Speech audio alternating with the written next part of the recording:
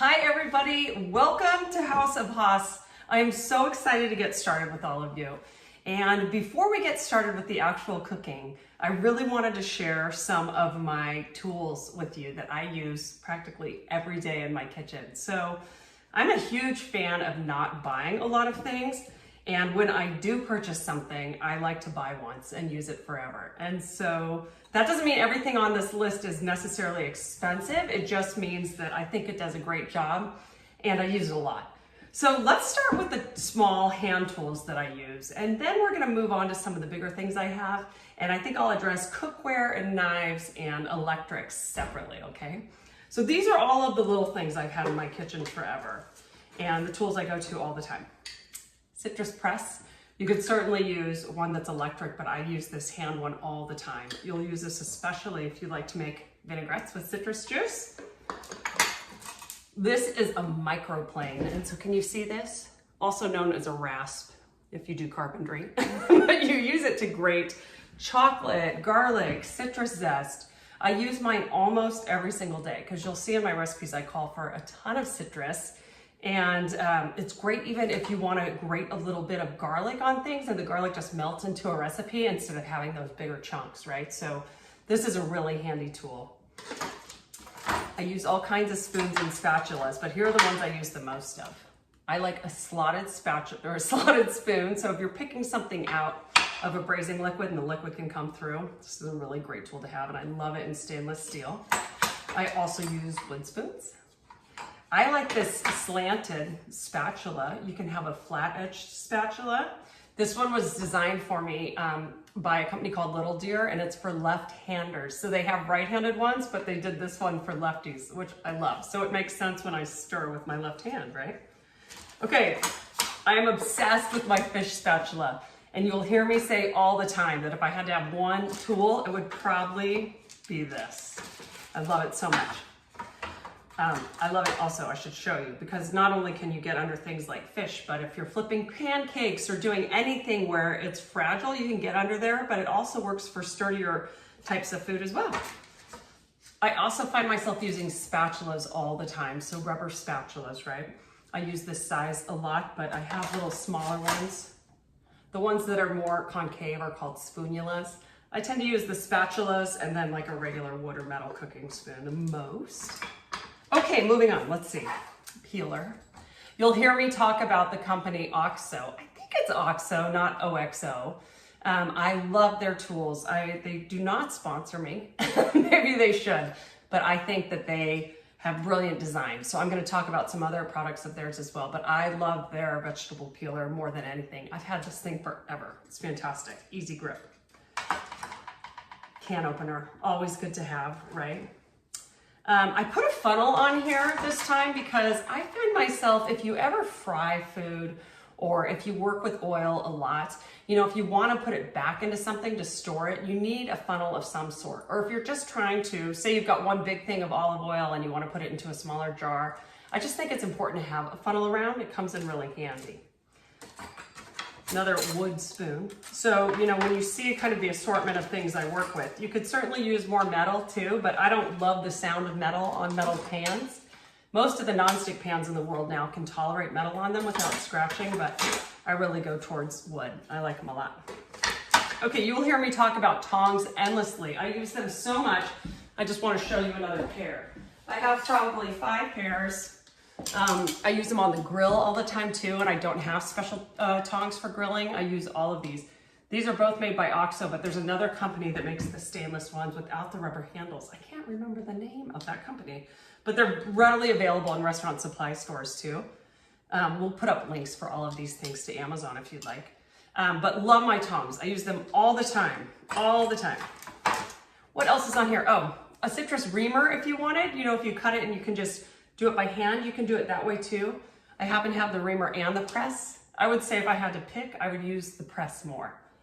Okay, let's talk about thermometers, because instant read thermometers are fantastic tools to tell when your food is actually done.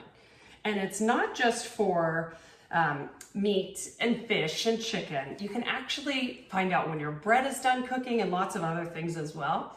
So it's something I really appreciate having in my kitchen. Now you can use, there are great ones that are probably $8 to $10, but I am lucky enough to have one by Thermapen, which I love, which is accurate to like 0.1 degree, right? So this is not oven proof. You have to take the food out and then take its temperature. But I think that this is such a sturdy, accurate thermometer.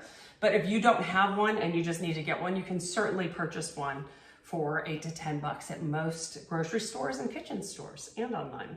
So love that, really valuable tool to have. You'll also hear me talking about meter thermometers, which are fairly new on the market. They are instant read thermometers that you can leave in when you put your food in the oven or on the grill. They are remarkable, and they connect to an app on your phone. So they tell you when your food is done. They're amazing, but I wouldn't consider it a have to have. I would consider it a nice to have. So I'll share those with you at another time, okay? Okay, so that is about half of them. Let me take you through some of the other things I use, and a lot of these have to do more with baking. I love good measuring cups, and I've had these forever. So there are dry measuring cups and liquid measuring cups. These you can tell I've had for a while. These are by OXO as well, but I love them because you can read the measurements. Can you see that on the inside? So up that, and you don't have to do the thing where you're like constantly looking to the side to read it, right? So I love that. It's just such a brilliant design. I've got one in a 1 cup, a 2 cup. I think I have a 4 cup. And then I have these little baby ones. How cute are these that show tablespoons? So these come in really handy, especially if you're mixing cocktails or you just need a little bit of citrus juice for something. So I love those liquid ones. The dry measuring cups I've had for a long time, and this is brilliant. It's cups and spoons all in one thing. So they nest together, right? And I think they start with 1/4 teaspoon and they go up to 2 cups. This one's 1.5 cups, but I have an even bigger one. So I think this is really clever for storage, that you don't have to have 2 separate sets of things kind of around in your drawers, right? I'm all about not having a lot, and I'm looking at my kitchen today realizing I need to get rid of some things again. Okay. What do you call this, Caitlin? My friend Caitlin's here in the culinary world too. She's just graduated from cooking school. An offset? There's an offset and then a flat spatula, right? And there are bigger versions of this too. Let me show you all. Oh, here's my little offset. But if you like to bake a lot, these are great to have. This larger one, right? So if let's say you're doing any dough or batter, you can flatten things. And this offset works really well when it's lower than what the level of the pan is, right? So I ended up, for some reason, I don't bake a ton. I like the little ones a lot. So here's a flat one, except mine's bent a little bit. And there's the offset. Can you see it against the stripes of my shirt? So one of those is great. If you think you're gonna do a lot of baking, cakes and other desserts, brownies, stuff like that in a pan, I like this larger one with that offset handle. You don't need to get both. I would just get the offset. Okay, I love pastry brushes for all kinds of things, for baking and pastry, but I don't like the silicone ones for some reason, which are really popular. I like the bristle brushes because I think sauces stick better to them, or if you melt butter and you brush them on things. I love these. Funny, I got that one as a gift. I want to say this is like a 2-inch, maybe a 3-inch, and this is a 3/4 inch. But just having 1 or 2 of these, they're dishwasher safe, or you can just wash them with a little mild soap when you're done using them. But I use them all the time, especially when I'm grilling out in the summertime and you want to put sauces on things. Or like I said, if you have to butter a pan, these are really handy to use with melted butter. My whisk, I've had this whisk for so long. The handle is like worn in, like an old shoe. It's really, really cool. If you were gonna just have one size whisk, I wanna say this is a 5-inch, maybe it's a 7, but you can see it doesn't have a big balloon head on it. Those bigger ones are for whipping cream and things when you really need to get the air into them. So if you're whipping egg whites or cream and you need all of that volume, this is the whisk I'm gonna use the most when I'm teaching you how to make vinaigrettes, how to make marinades, how to do any sauces. This is literally like attached to my hand. This is my fish spatula. Okay, and then sieve. Now there are all kinds of sizes, and I have a couple of these, but these are amazing for, you can think of like powdered sugar if you're garnishing, or if you want to sift flour, you can use this instead of buying a little hand crank sifter. But I use them to strain sauces too. So let's say you put lemon juice in a sauce and you're going to, you want to strain it to make sure you got out any seeds or skin of things, any extra pulp of things. These are wonderful to have on hand. And I actually have, I think one that's a little smaller and one that's a little bit larger than this, but this is kind of a standard size to have and I like it a lot. Okay, almost done. Ice cream scoop. I don't use this for what you think I'm gonna use it for. Well, no, I just usually eat ice cream out of the carton. But this is great for shaping things like meatballs, right? And especially if you're doing a ton of them. For cookie dough, you can use it to like make decorative fruit, you know, if you do melon or watermelon and you scoop things out. But I just think it's a really nice practical tool to have in your kitchen. So depending on the size you use most, you can buy what you like. This is like a golf ball size is what I would call it. And I think most of them, if you buy them online, they come with the measurements. They tell you how big the scoop is, either in volume or width. So think about like if you like meatballs, what size do you want? I'll let you pick yourself, right? Those are great. Okay, I used to only pull out a potato masher once a year. I use a ricer for my mashed potatoes at the holidays too. But I just found this new masher. It's by Jill. Have you seen this brand? Is it Gil? I don't know. I'll post it for you guys, but I love how the sizes of the holes are all different. So here's what I use it for. I use it for mashing potatoes, right? Or any vegetables you want to mash. And then since they're different sizes, you can kind of like crisscross and it tends to mash everything. But I also use this if I'm cooking a huge batch of ground meat for anything because it helps break it up really easily. So for any soup or chili recipe I do, and I might call for doubling it, so you've got like 2 pounds of meat, I love this tool. It makes it so much easier to cook in batches. You guys know what this is? This is a bench scraper, and it's very commonly used in pastries because if you're working with flour and doughs, you can use it to scrape any of that off of the counter, right? Well, guess what else it's great for? It's great for scraping up any mess as you chop. But it also works as like a really handy way to transfer foods into a pot or a pan. So you can chop a bunch of veggies, scoop it up with this and just put them straight in your pan, right? It's also great for like grabbing breadcrumbs and any mess that you have anywhere. So I love my bench scraper. This is a metal one made by Norpro, but they sell plastic ones too, right? That are more flexible, which work really well. Meat pounder. How often do I use this? Not that often. How much do I love it? A ton. I use this if I'm ever, if I want a butterfly chicken and make them really thin for a recipe. Sometimes I'll pound steak if you're trying to do anything where you want it so thin that you can cut it up and stir fry it in tiny strips. So I just love the weight of this. So it's a really handy thing to have on hand. You don't have to. I've used heavy spatulas. I've used all kinds of things to try to flatten my food as well, but I like it. Again, I think OXO makes this, of course. Okay, a couple other things before we get into the other subjects. I use these sheet pans for everything. This is a half sheet pan.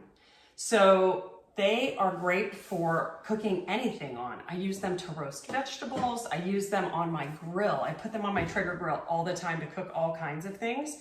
I carry supplies on them. So if I'm moving things around, I use them for that. I use them for everything and I beat them up and they last forever. So this one might look, I call it patina, right? It looks a little worn in on the sides, but they're amazing. And the other thing I do is when I'm roasting veggies or meats or other things, if anything's got a lot of sugar on it, especially, I put a piece of parchment paper on it. The parchment paper, I think, is safe up to about 400 degrees in your oven. So this will line, how great is that they're cut to fit these baking sheets, and you can bake anything on there, and then it makes cleaning so much easier too. So parchment paper is something I rely on like crazy, as well as these baking sheets. Most of these fit in most typical ovens. So they'll usually fit the wide way. Sometimes they'll fit the long way, but I can fit these in both of my ovens easily. So love these for everything. The other things, this is a cooling rack that fits that pan, but guess what else you can use it for? You can use it to roast things where you want the juices to fall down, right? So I cook bacon on these, I can roast chicken breasts on it, and the drippings go into the bottom of the baking sheet, and it's phenomenal. I use them to roast a chicken too. So this is a very multi-purpose tool. Not only does it cool things, but you can put it in your oven.